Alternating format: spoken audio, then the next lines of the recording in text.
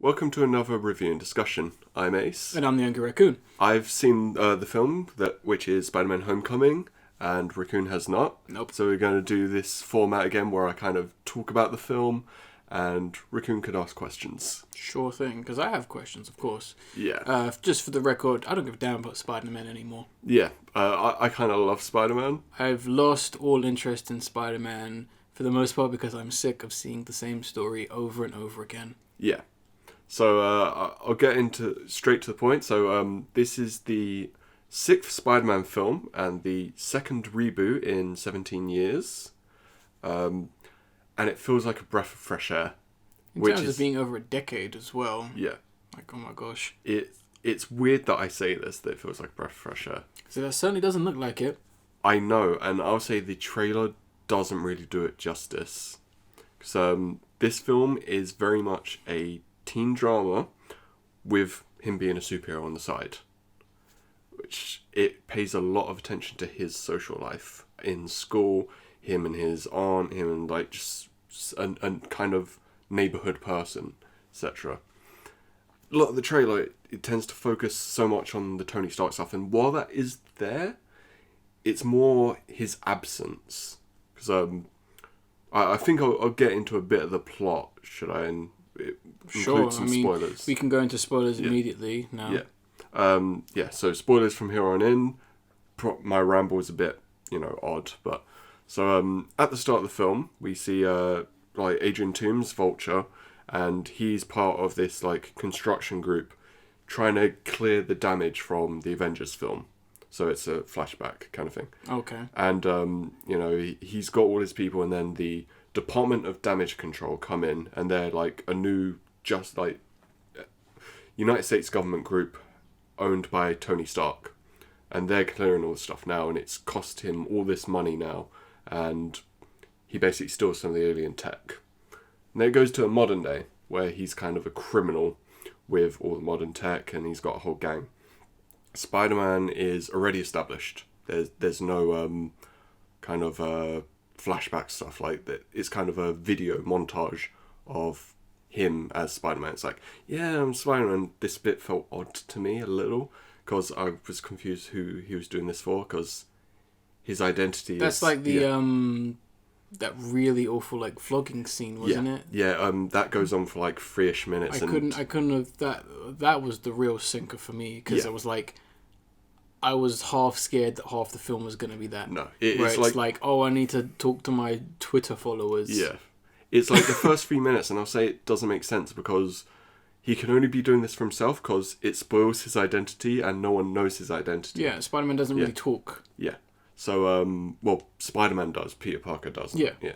But, that scene didn't need to be there in my opinion, but it just kind of sets up like his, I was in Captain America Civil War, I fought on the side of Tony Stark, he sees me as like his prodigy, which he doesn't. He really doesn't. No. And essentially after that, Peter Parker's now on the Tony Stark intern list, which is basically we'll get you back when we want you to. Yeah. We'll call you, don't call us. Mm-hmm. And so he uses that as an excuse not to do anything after school, like the Decathlon team or whatever. So he's just going around patrolling, and it's an actual funny montage, like of where he's just helping an old lady cross the road, and he's getting like a cat out of a tree, that kind of stuff. It's actually pretty funny. The stuff Spider-Man should always be doing, for the most part. And the most he ends up actually like helping stop crime is from someone stealing a bike, which it works. Yeah, it really does. And you got the whole social life, I'm in love with Liz Allen, she doesn't even know I exist. Liz Allen? Yeah, Liz Allen, Elizabeth Allen. It's a bizarre name. She's in... Especially to have it as Liz Allen. Yeah. I think Elizabeth Allen sounds much better. They just nickname her Liz. I think that's terrible, accompanied with Allen. It works well, because they don't usually say Liz Allen, they say Elizabeth Allen. Good. But Liz... which she's the main focal romantic interest in this, and it works. Mm-hmm. Got all the social stuff. You've got his best friend Ned, who's really fun, really happy guy, constant nerd. Dies at the end. No, he doesn't die. Oh, that's a surprise. No. Funny enough, there's only one character that dies, and it's not Vulture. Oh. It's also Spider-Man. Yeah, exactly. Spider-Man's dead. No, but it goes through the good Spider-Man stuff of I'm trying to live my social life, but crime keep happening, and my social life's getting fucked up. But it's all my fault because I'm focusing on this instead of something else. And then Tony Stark's calling me. It's like, what the fuck are you doing? I said, stay close to the ground. Leave these guys have alien weapons. Leave them alone. Okay. And he's getting chastised, all that shit, and it works so well. I kind of love that. He ends up getting chastised so much that his suit gets taken back by Tony Stark. He's like, no, that's you can't use the suit because you can't even be a hero yourself. So Stark made that suit, did he? Yeah, that special suit, because it's got like an artificial intelligence in it. It's got kind of like criminal scanning thing, so it's like this guy has criminal past, history. I'd be slightly worried about like a piece of clothing having an AI in it. It makes sense in context. Given Stark's recent history, yes. Well, he still has Jarvis, and he's got Friday now as his new AI. I'd still be worried. The Ultron was a different situation. It was a different situation coming from the same person. Yes. I would be worried. I'm not trying to say Tony Stark is going to kill everyone. What I'm saying is I would be apprehensive to accept a suit from a guy who almost wiped out human Earth thanks to his AI. True, but I'm not presenting that as a flaw. Yeah, but and he actually has some nice back and forth with the AI, which is nice. It's pretty cool. Do we get like Iron Man vision? Not exactly. Or like the black screen and all that? No, no. Most of the time it's actually just you'll have his face or he'll have the mask on. Okay. It's fine. Yeah, but occasionally you might slightly see like from his point of view with like the kind of special Spider-Man eyes things. I have special eyes. Exactly. But I think one of the good things is Vulture actually has a backstory. Like a good, he was a low-income worker. Especially if they've established that from the beginning. They've sensed this is going to be a character, not just a throwaway villain. Yeah, and he doesn't die at the end, no. Which is great. He gets thrown in prison. But I thought you were going to say he just fell off a cliff for a second. And then he flies back up. Give him that Tekken 1 treatment. Yeah. But his whole crew are nice references to Spider-Man villains. Without it being like, this is the setup. It's not. He'll get a film. Yeah. But so he's got like the Tinkerer who's redoing all the alien tech for them to use. He's got Herman Schultz and Montana as his kind of his arms weapon salesman. Like once they steal enough, they just sell it off to criminals for fun. And those two are the Shocker, by the way. One of them dies. Okay. It's the white one. You don't really need to specify that, but okay. Well, one's white, one's black, and the white one is Montana, which is the Shocker from Spectacular Spider-Man. Oh, okay. Yeah. Which is... I think they kind of use this as a guidebook to write in this film. Being the animated series is what you're referring to, yes. Yeah, Spectacular Spider-Man animated series. Okay. Because it has a lot of similarities in terms of the social stuff and the villains. Mm-hmm. Works well. Donald Glover, he shows up. He is Aaron Davis. Childish Gambino. Yeah. He's trying to buy some like weapons, and he's like, I don't want this like ridiculous shit that can blow up a town. Just give me something small. And Spider-Man kind of saves him because Spider-Man's tracking him down, and his phone goes off, and they think like Childish Gambino set them up. But and then there's a great interrogation scene between them. Spider-Man comes in and he's got like interrogation like mode on in his suit where it makes the voice sound like this mixture of Christian Bale Batman and like Arrow from Green Arrow where they're trying to sound all badass, and it sounds so hilarious. And like Judge Gambino was like, "You've never done this before, have you? You sound like an idiot." It's so good. Watched The Dark Knight too many times. Yeah, but nice thing to note: Childish Gambino's character is Miles Morales' uncle. Oh, okay, interesting. Yeah. So yeah, because I think I may have like hinted at something like that regarding within one of our previous podcast episodes. So that's an interesting kind of reference and possible setup, I guess you could say, for Miles Morales would finally appear, because as a character he's had like a very interesting history for the most part, where everyone fucking hated him and now everyone loves him. Yeah, I don't understand where the hate was from. Like, because he's black. Yeah. Simply put. Goddamn America. Simply that. There's no other reason. It was because he was black. Yeah. Because they thought Peter Parker was now black. That's why. People are dumb as fuck. But see, all this culminates between like the showdown. So it's the homecoming prom. Okay. Peter Parker's going with Liz to the homecoming, and then Mary Jane turns up. Oh no. Mary Jane isn't in this film. Good. But MJ is. Not Michael Jackson. I'll get to MJ later. Back though. from the grave. Yeah. I mean, the thing is, they wouldn't even be able to use Michael Jackson's songs. Sony owns Michael Jackson's music, so yeah. But so he's going to pick up Liz for the homecoming, and he meets at the home, and who's her dad? It's the Vulture. Oh no! And it was so good because Vulture, like obviously Peter Parker's was anxious, like shit. I know who this guy is, and the guy's just like, you know, let's get a picture with you and Liz. You know, be nice to her. You As know? he opens the door, the Saved by the Bell music plays. And so Vulture like drives them to the homecoming, and the best scene, and one of the best scenes I've seen this year happens, which surprised me because I like this film, but this scene is amazing. They're at a stop where like a red light, and Vulture's, you know, he's talking to Spider and Liz, like Peter Parker and Liz.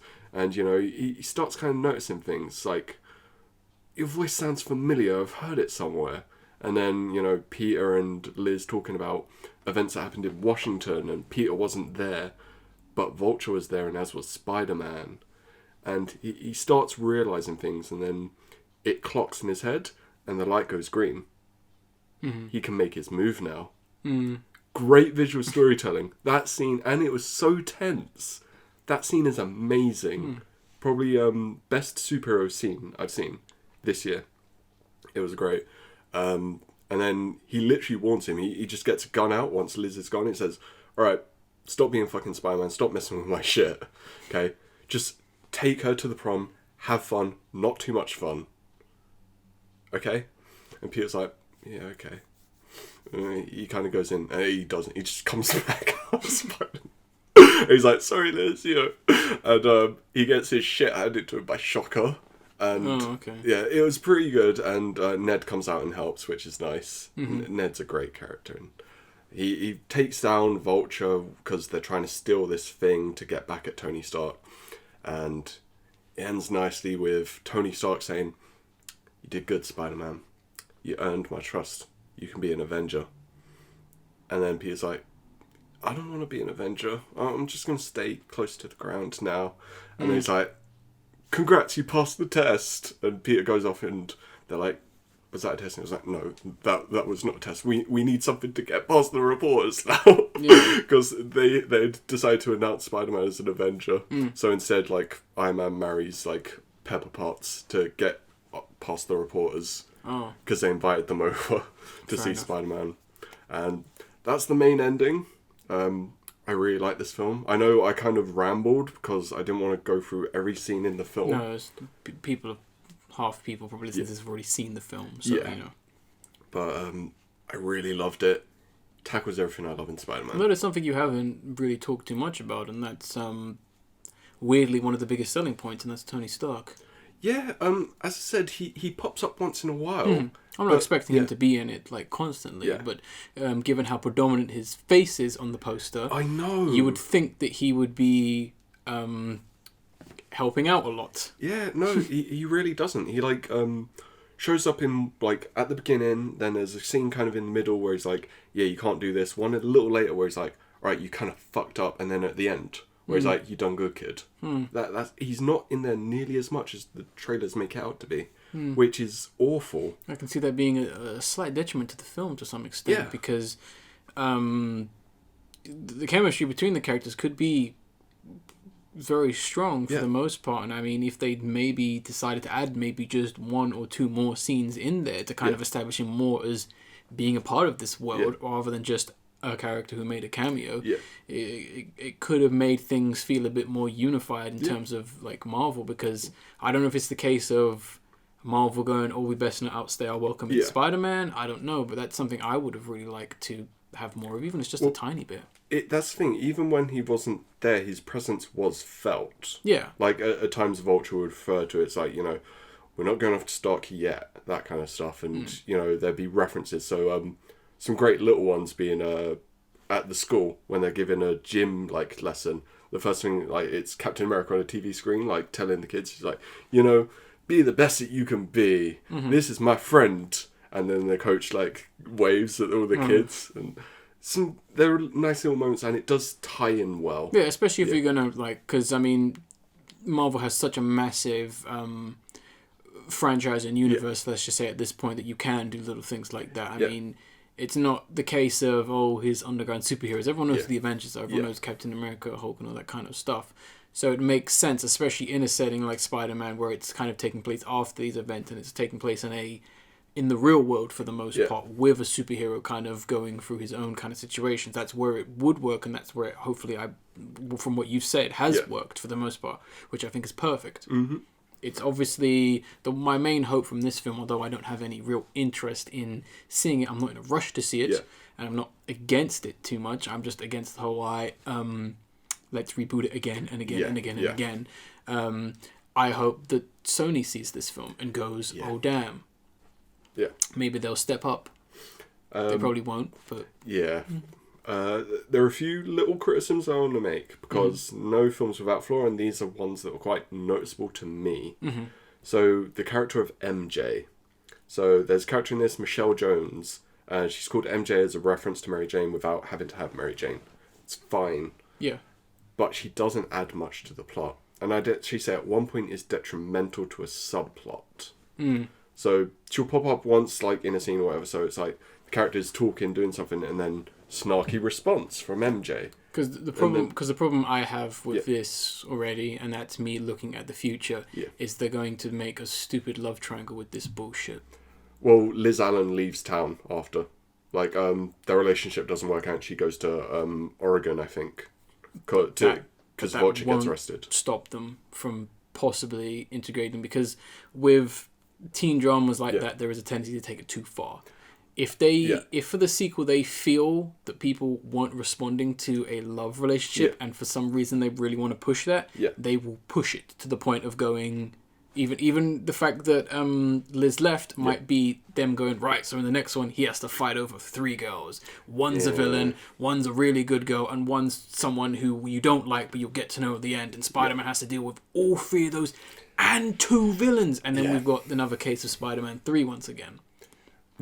That's my worry. Yeah, it probably won't happen. Yeah. But that's what I can see a massive multi-billion-dollar studio making, because... from what you've told me, the love element is very weak in terms of it's not terribly prominent in the film. Funny enough, because it's not love, it's just a relationship. Yeah. And it does keep on popping up. It's like so a lot of scenes during the school. Mm-hmm. It's him with Ned, and it's like Liz is there, and then like one point Ned just shouts out, it's like Peter Parker's Spider-Man, to try and get her attention. So and then they end up starting talking more, and it does build up, and there is a lot of that student stuff. Like another one at swimming pool, where he ends up going to fight Vulture instead of hanging out with her again. Mm-hmm. So it is there. It is there, and I can understand that. I think I'm just kind of... I've seen Spider-Man begin and end and always end terribly. Yeah. And I can see them making the mistakes of them going, right, well, now we need to do this with Spider-Man. Yeah. And once again, not going... this is why it didn't work. Yeah. We saw that with Sam Raimi's Spider-Man films, where everything was thrown in the last film, it didn't work. Yeah. Then we got The Amazing Spider-Man, and they did exactly the same thing when it came to the sequel. If you've got something good, I just want people to keep doing something good. Yeah. And that's just my speculation, because I can see them immediately ruining this. I can see someone from higher up going, you need to add more love into this film. But, back to MJ. The film constantly stops for like 20, 30 seconds at points, so she can make snarky comments. So it's like Peter Parker's in detention and he just leaves because he doesn't give a shit. And then the teacher's like, what are you doing here in detention, MJ? You know, you don't have detention. She's like, I like drawing people in stages of crisis. And it shows a picture of the teacher in crisis. And it's like... Do you know what that sounds like? Yeah. That sounds like we forgot this character existed. Yes. What do they have to say about the situation? Yeah. And it happens a lot throughout. And I'm not saying the situation's always bad, because there's actually a great one at the Washington Monument. Yeah. But they don't feel integrated well. Her input is not necessarily needed. Yes. And then there's Flash Thompson. Yeah. He's regular bully in all of these. In this, he's the rich kid bully, which makes sense. It's played with well. It's just so fucking cliched. No, I know, but it's a good thing. But he's also on the Decathlon math team, which makes sense. You know, he's not dumb. No. And there's a great thing like... Can't be dumb and evil. Yeah. He gets replaced on the team by Peter Parker because they didn't know he was going to be there, but he's the backup.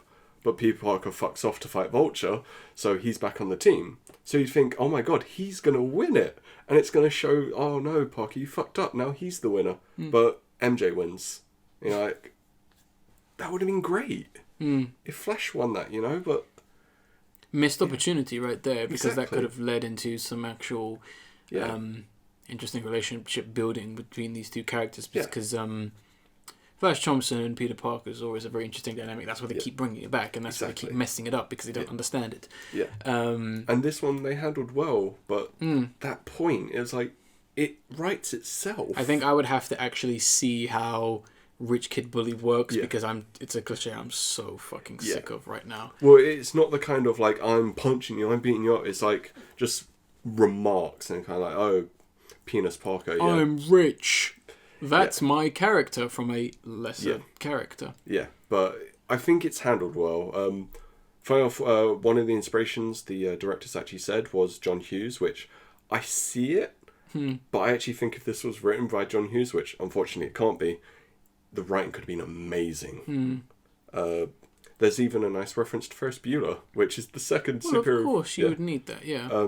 Like when he's trying to catch Vulture, he's swinging through the suburban gardens and like people's backyards, and at one point it actually goes to a shot of Ferris Bueller running through people's garden, and then it zooms out and Spider-Man's swinging past, which that was nice. Okay, fair enough. Marvel's infatuation with Ferris Bueller's Day Off. Yeah, it's surprising and confusing. Bizarre. Okay. But can't wait to see Thor make a reference to that now. Yeah. You just see him open the door and then the teacher's there. Yeah. You're like, oh. Or as Thor's about to do the tournament, Thor. Thor. Yeah. Thor. Exactly. But no. I hope that's not actually a scene. No, I hope not. I highly recommend this this film. If you're a Spider-Man fan, I think you will love it. If you're a superhero fan, I think you'll love it. And if you're just a regular film person, I think you'll enjoy it. So you would definitely say they made a strong, good film, no matter what your preference. Yeah. I guess is regarding those three things you said, which is good to hear. I mean, I'm very pleased to hear what you've said about the film, and I didn't suspect the film would be terrible. I just suspected I just wouldn't enjoy it for the most part, given I've seen all the Spider-Mans, and they it's getting boring to some extent, and even with the mess that is the Spider-Man universe, it doesn't bode well. Yeah, honestly, because Sony don't know what they're doing. Yeah, can't wait for that Spider reboot. Because I mean, it is kind of the reason why I kind of speculate about things is because it's going to be another Homecoming film. Yeah, I think they've actually said they've got 2 films planned. I think it's only one, unfortunately, because they're doing Homecoming 2, then Spider-Man goes back to Sony. They said they've got 2 more films, because Spider-Man's actually going to be leading Marvel after Phase 3 ends. I thought that was just a cameo. No, they've said that's what he's actually taking over. Like, he's the central person taking over from Iron Man for Phase 4. Well, if that's true, I'm not surprised. I didn't know that because No one knows what they're doing with Spider-Man. They're changing it every day. Exactly. Oh, Venom's going to be a single film. Now it's going to be a trilogy. Now it's 18 rated. Now it's 15 rated. Now it's a comedy. Now it's a TV series. Now it's this. Yeah. Now we got this guy playing. He's not playing it anymore. Yeah. I really don't understand their push for Venom. People love Venom. It's a desperate man's attempt. I know. But most people don't know what Venom is. Surprisingly, he's like one of the most well-known Spider-Man characters. Yeah, I still would say most people don't know who he is or what it is because it's not a he. But yeah. Well, I'm not going to spoil anything right there. But yeah, I don't know because to me, you're making a film about water. Okay. That's what it is because Venom doesn't really have a character. Venom makes more interesting characters, not to spoil anything. So when you're going to focus on a film about water, I've already seen that and I don't care. Yeah. Simply put. That's why I'm hoping there's just going to be a good writer. Yeah, I know it's laughable. Yeah, a good writer isn't going to save water. But I don't know. Spider-Man Homecoming is sounding promising to me. I'll probably have to watch it in 2017. No, not 2017, excuse me. 2018. 18, yes. Where it's on Blu-ray. Oh gosh, no, they're releasing that for Christmas. No. That's a stocking filler right there. Also, last thing I wanted to mention, I just remembered. So Michael Mando, one of my favourites, he plays Vars in Far Cry 3. Yeah. He's Scorpion. Oh, that's cool. Yeah. It's just very small, like he's got Scorpion tattoo and, you know, when Spider-Man's scanning him, it's like Max Gargan. And it's like, that's cool. And he comes back in the mid-credit scene to talk to Vulture in prison. Oh, that's interesting. Yeah. That's nice. I think he definitely deserves more work. Yes. And if they are going to have him be a supporting villain character, perfect. Exactly. Perfect, I will say that. I'm very pleased to hear that. It was the same thing when I saw that Spud was in Wonder Woman. Oh yeah, he's great in that film. Great. Yeah. Always good to hear things like that. But I mean, yeah, I'm happy with Spider-Man Homecoming. I don't agree with what it stands for, but I'm happy. I mean, I'm not going to stand in the way of a good film. Simply put, I'm not an arsehole like some people out on the internet who are going to complain about how a Spider-Man film didn't make a reference to this and got this reference wrong without understanding that it's a fucking adaptation. Yeah. Simply put, one of the best films of summer. Definitely one of the best. 2017, I should specify. I'd also say I'm going to need to rewatch Logan to see if it's my favourite superhero film this year. Oh, okay, yeah. Because Logan was a very early 2017 film, but it's still highly rated. It's interesting. It's interesting that almost all the superhero films have been very good. Yeah. You know, with only the weakest being Wonder Woman, so... I'd say Lego Batman for me is the weakest. I don't count that. Yeah. I don't count that. After that, it's Wonder Woman. Yeah. But even then, it's still good. No, not to say it's rubbish, but just overhyped, that's all. Yeah. But yeah, it's good to see. I mean, we've only got, I think, was it 2 more, isn't it? Thor Ragnarok and Justice League. Yeah. Look forward to us not reviewing Justice League, simply put, because yeah. Fuck saying names, making them famous. We could do another Suicide Squad video. You know, I don't even think the gang wants to assemble for that. Fair enough. But we'll see. I don't think that's going to be a good film. No. I don't think anyone. Nor do I think 4 is going to be a good film, but I still think it's going to be better than Justice League. I think it's going to be fun. By far. Yeah. Whether it's good or not, have to see. No, and I'm not even going to accept the whole excuse of, well, Wonder Woman was good. Yeah, well, the same director, writer, and whole production team didn't work on Justice League, did they? Exactly. One man is in charge of Justice League. And then Joss Whedon had to take over. Yes, had to take over. So, goes to show how messy that film is going to be. Yeah. Simply put, film is already done. Simply put, you might as well not release it because it's not finished and it never will be finished. Simply put. Simple. And you can come at me all you care because the problem is you people already know you're wrong. You already know you're wrong. Stop living in a lie. And if you want to come at us, you can come at us at raccoonplusfriends@gmail.com. Yeah, the email address is there anytime. Come on, let's fight. World Star. Exactly. Don't worry. I'll be dissing you and I'll be giving you arguments, and much like the Vulture, I'll be able to make my move, and I'll get you with that right upper hook. Yeah. It's like 3 words, Man of Steel. You can't say no. Something like that. Or Batman v Superman. There's your 3 words. Yeah, exactly. Exactly. Or 2 words, Justice League. But was it good though? No. Here's another 2 words, Suicide Squad. Oh, the worst. I think that is the worst because that's not even a film. No. At least Man of Steel, Batman v Superman tried to be a film. Yeah. Justice League was. I don't know. That's for another discussion. Simply put. Yeah. Oh boy, but yeah, that was our review and discussion on Spider-Man: Homecoming. Hopefully, you guys have decided whether you want to see this film or not.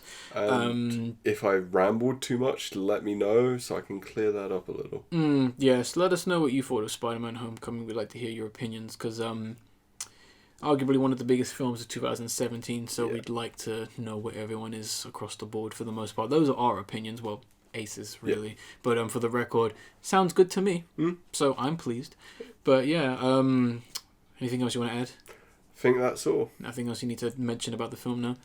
No, just definitely seems like it's inspired by Spectacular Spider-Man, and that's good for me. Fair enough. Alright then, we'll end it like I always do with most of these videos. I was the angry raccoon who hasn't seen Spider-Man: Homecoming.